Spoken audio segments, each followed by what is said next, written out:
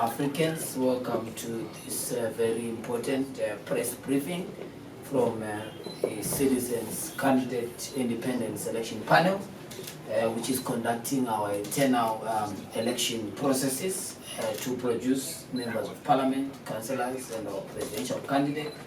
I will not take much of our time. I'm going to defer proceedings to the commissioner that is responsible for this process to brief the media, after which, as per the tradition, we are going to take a few questions. Commissioners.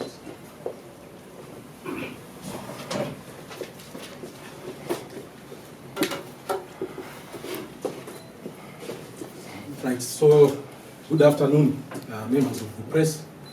We are once again going to give you the press and citizens. Something is wrong with this.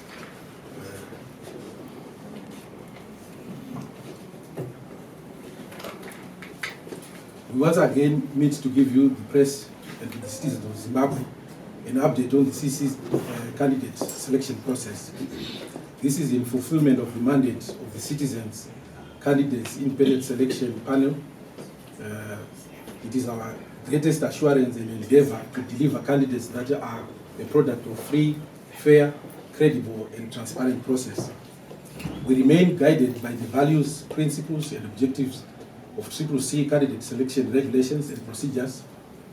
As highlighted at our first press briefing, the CCC candidate selection process comprises of 4 key milestones, that is, candidate nomination, candidates vetting, candidates caucuses, declaration of successful candidates. The panel is committed to updating the press and the citizens on the candidate selection outcomes at all stages of the process, and in this case, the focus is on candidates nomination.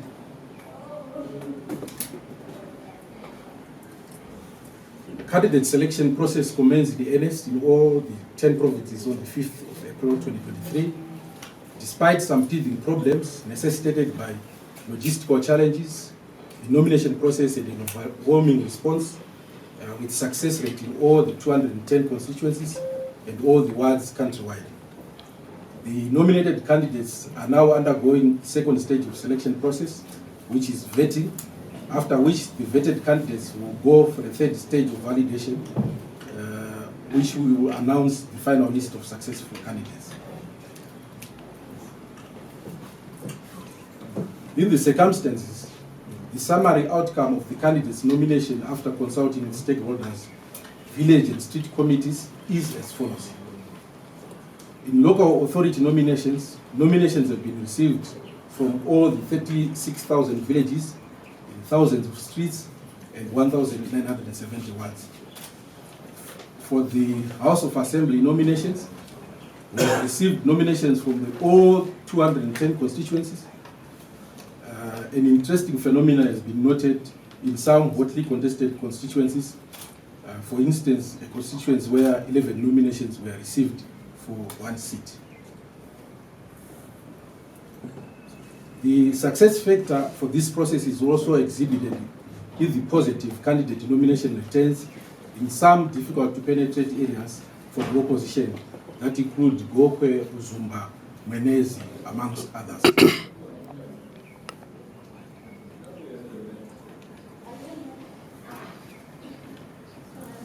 Then for the big one, the presidential nomination.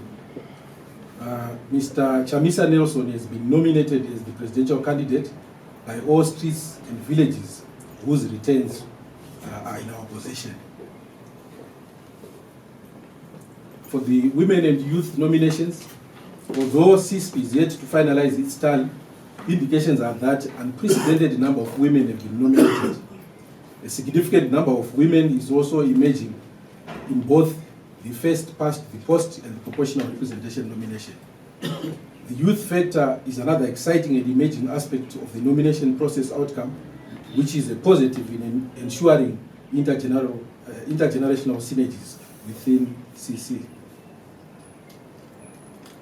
Now coming to the vetting. So the credentials and track record checklist for candidate selection. The vetting and security checklist will look into the following. Firstly, qualifications, that is in compliance with the relevant statutes of Zimbabwe, the Constitution, the Electoral Act, CCC Candidate Selection Procedures Manual, community standing and track record, performance in communities, political history and record, capacity and capability and competence, security, integrity, ethics, loyalty and service record. Then we move on to the caucuses. A date has been set for the caucuses that will happen all over the country, for which we shall announce the name of successful candidates. In conclusion, as we embark on the vetting stage of candidate selection, it is prudent to assure citizens that all nominated candidates will receive fair and equal opportunities during the process. I thank you. If there are any questions, you can put the vote.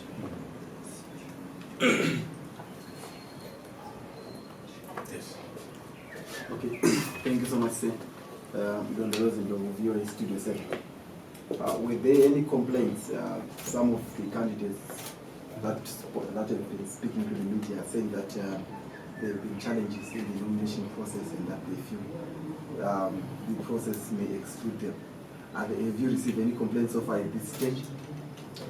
Yes, we confirm that we have received complaints and grievances from across the country, and these grievances are being handled by that particular committee, which is specifically made for that.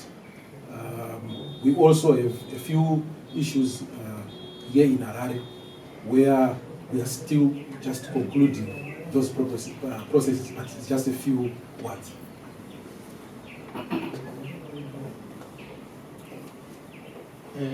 So, Mr. Nelson Chamisa has been nominated by most of the, like you mentioned, has he been endorsed yet? Or does he have to go for vetting?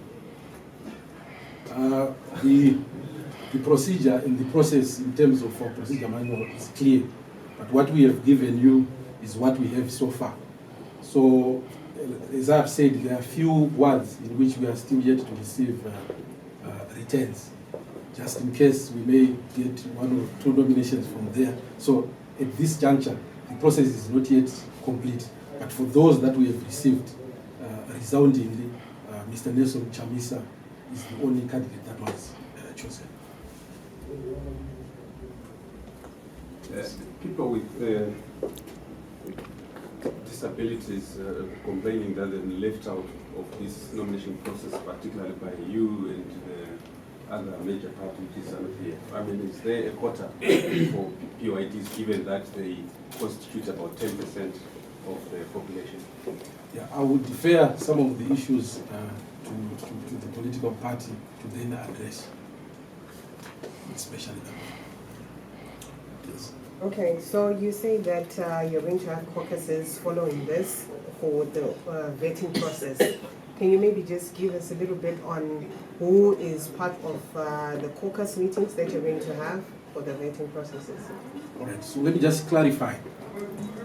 The vetting process, as I have highlighted in terms of the criteria that one has to meet, it's in terms of the party's procedures and manual. So they've got a committee that is specifically set up to do that particular vetting. Now, the last stage now are the caucuses that are going to be happening in the respective wards, in the respective villages. So, for example, let's say after the vetting process in a particular ward or in a particular constituency, we are now left with 2 candidates. So that caucus will then deal with those 2 candidates so that that particular constituency emerges with one candidate, so to speak. So there is then need for consensus within the ward or the constituency to then come up with one candidate, which we are going to announce in due course.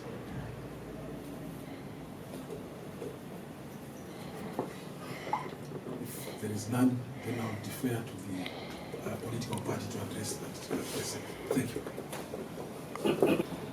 Of course, we have made a decisive and clear position that our processes must be all-inclusive of different sections of society. If you note from the number of nominations that we have received, you have seen people from different races, you have seen people from different genders, you have seen people from different tribal and cultural background. Why this is important for us to submit the process in the hands of the citizens, because it is them who are able to deploy. But nonetheless, you can look at where the party deploys, particularly for proportional representation in parliament and in local authorities.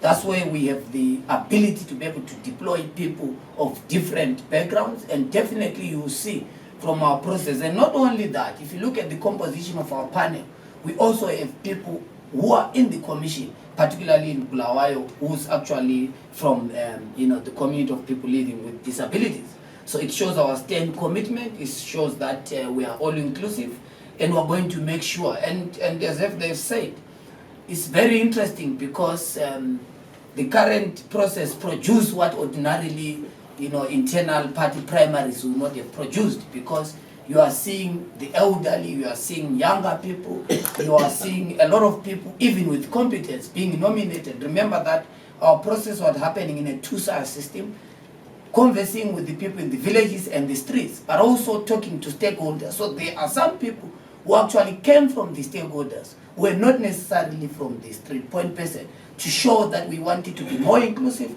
to show that we want to make sure that everyone who has got the capacity and whom the society and the community feels must be forwarded are the people who are going to be vetted, after which we go to the last and final stage of validation. From validation during our caucuses, we're going to then make it public. Of course, it is the duty of the commission to do that, to make sure that they announce the final list of the successful candidates that are going to be representing CCC, and we expect that process to be done in the next few days.